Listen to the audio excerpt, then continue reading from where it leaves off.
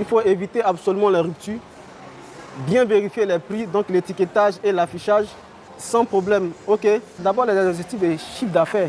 Donc réaliser le chiffre d'affaires qu'on nous a demandé. Pour ce jour, c'est un chiffre d'affaires de 32 millions sur le magasin, tout département confondu. Le deuxième objectif, c'est un objectif de satisfaction client. À la fin de la journée, nous voulons voir des clients qui sourient, qui sont satisfaits, des promos. Donc c'est ces différents objectifs que nous essayons d'atteindre et c'est des objectifs au jour le jour. L'objectif est fixé. Tous les nouveaux produits figurant dans le catalogue, avec des réductions promotionnelles, font également leur apparition dans les rayons. Et le clou du spectacle, nous avons créé un salon de beauté au milieu du magasin. Donc là, vous avez ici un spa qui a été inventé justement pour l'OP Beauté. Là, ici, ces dames-là font tout ce qu'on appelle le soin des pieds et des mains pour la femme. Ici, c'est le soin du visage. Tout ce décor a été créé spécialement pour l'opération beauté. L'opération beauté, couplée à la fête des mères, attire déjà les premières clientes. Aujourd'hui, il y a une promo de 30% sur chaque prestation. Voilà. Donc moi, je viens, je profite aussi. Et puis voilà. Port-Boué, zone aéroportuaire. Il est 8 heures. Cet entrepôt de 6000 m² est dédié au stockage de marchandises diverses importées depuis plusieurs pays. Au quai de réception, un conteneur débarque. En principe, la température à l'intérieur du conteneur pour les produits surgelés doit osciller entre -15 et -21 degrés Celsius. Après avoir fait le test, vous constatez qu'ici la température affiche -15,5 degrés. Donc nous sommes bons, on peut procéder au dépotage. Prenez. Actuellement, nous sommes en train de faire la vérification en fonction soit de la désignation et de la DLC ainsi que du lot. Donc on a un autre agent à l'intérieur qui lui, à son tour, fera le rangement. Ces produits sont ensuite stockés dans la zone frigorifique, dont la température varie entre -15 et -21 degrés Celsius. La part du surgelé est aux alentours de 60%, 40% au niveau des produits frais. Et à ce niveau, il faut dire qu'au niveau des produits frais, on a exclusivement des produits en cross-dock, c'est-à-dire des produits qui viennent, qui font aux alentours de 3 jours. 3 jours de stockage, c'est transitoire, avant d'être acheminés vers les différents magasins. Lorsqu'il s'agit de produits secs, ils sont stockés dans une autre zone de l'entrepôt. Ici, nous avons essentiellement des produits qui sont conservés à température ambiante, tels que le riz, l'huile, le sucre, l'eau, la boisson et quelques produits électroménagers. Qu'il s'agisse des produits surgelés, frais ou secs, une fois stockés, ils font l'objet d'un traitement informatisé pour assurer le suivi des livraisons dans les supermarchés. C'est combien de marques? Donc c'est le dernier camion? Ok, il n'y a pas de souci. Nous avons déjà la documentation et c'est cette documentation qui nous dit exactement combien de palettes est-ce que nous devons charger et la destination qu'on appelle ça de ce chargement. Une fois les marchandises livrées, une autre mission commence dans les rayons. Emplacement des produits, gestion du stockage, impératif de fraîcheur. Les défis sont nombreux. Bonjour, comment tu vas? Oui, je vais super bien. Ok, bien. Viens, j'ai remarqué quelque chose ici, là, je vais t'expliquer.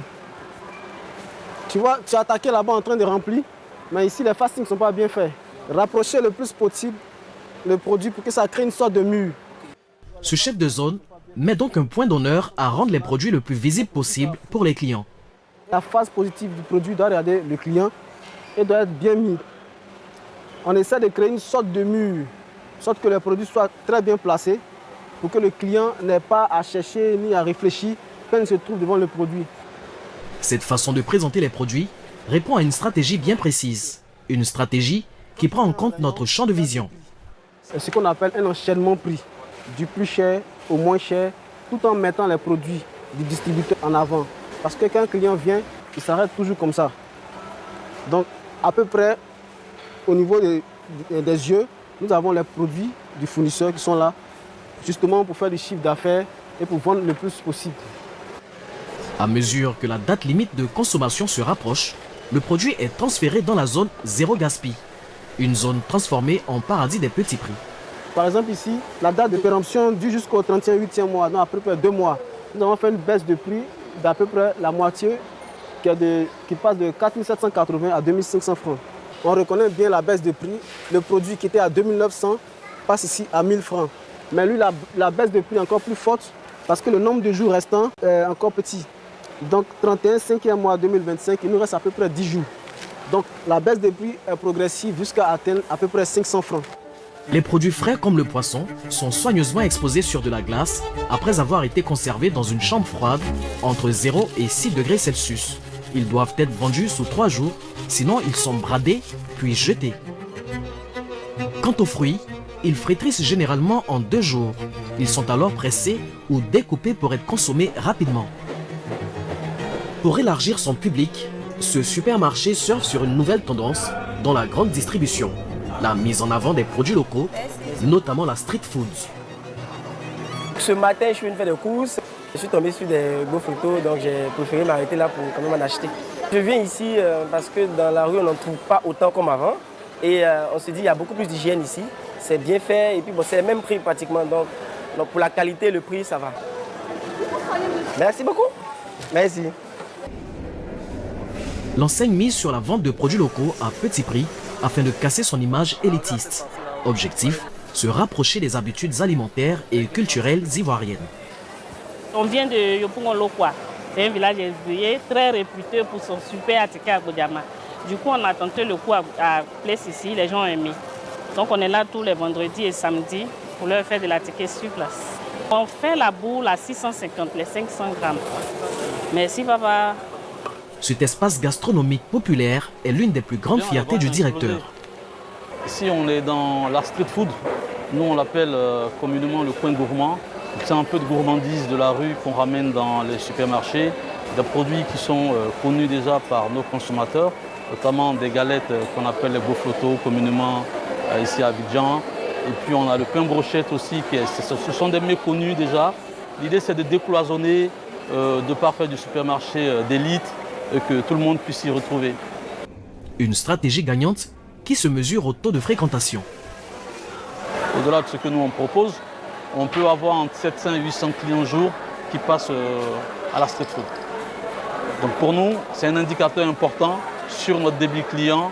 Le débit client équivaut à 3700 tickets en moyenne émis par la caisse chaque jour et peut atteindre 5000 tickets les week-ends. Rendre l'hypermarché accessible passe aussi par la qualité de l'accueil. Et cela commence par la formation des équipes. Cet après-midi, une formation de stagiaires a lieu dans la salle Boaké, située au premier étage de l'établissement.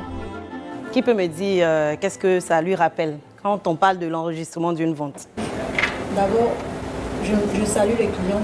Je regarde autour de moi. Oui. Moi, je vérifie, je contrôle s'il a des articles en main, je commence à scanner. D'accord. Quand je finis de scanner, il faut que total, je lui donne le montant. J'ai retenu qu'il faut être très vigilant, suivre les tickets, en même temps suivre les libellés, pour éviter certaines erreurs. Je recherche le professionnalisme de mes équipes. Et ce point est profitable pour Carrefour lorsque le client y passe en caisse. Avec tout ce qu'on apprend aux filles, si elles le mettent en pratique, c'est très bénéfique pour l'entreprise. On y va. Toi, mets-toi là. T'es la cliente. On sait pas. La pratique, une étape clé pour être performant le jour J.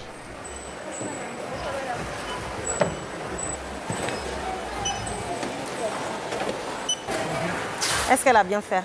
Qu'est-ce qu'elle n'a pas bien fait? Qu'est-ce qu'elle a bien fait? Elle a scanné sans même faire attention à son état. Elle a scanné son état. Vous devez vérifier que rien ne soit resté dans le panier parce que le panier, c'est le client qui le met à la sortie. Avec plus de 1000 employés en Côte d'Ivoire, dont plus de 200 au niveau de la Palmeraie, l'enseigne forme chaque année 60% de ses effectifs. Et pour que cette grande machine tourne sans accroc, un autre maillon est essentiel, la sécurité.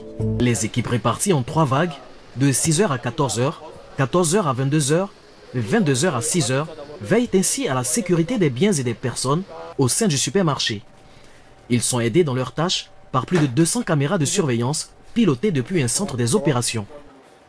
Cet espace-là, c'est la vidéosurveillance, je vais dire le cœur même de notre dispositif sécuritaire en place. Donc c'est les yeux de tous ces humains-là qui sont en poste sur le centre commercial. Donc c'est lui qui veille à tout.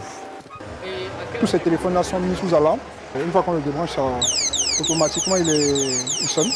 Donc même si tu le rebranches, Ça va continuer à sonner tant que l'alarme n'est pas coupée. Donc voilà. Et là, automatiquement, ça alerte l'agent de sécurité automatiquement, même s'il est de dos. Mise en rayon, formation, diversification, sécurité. Le quotidien des grands supermarchés n'est pas de tout repos. Un travail colossal nécessaire pour gagner des parts de marché face à l'informel, le grand leader du marché avec plus de 80%. On voit le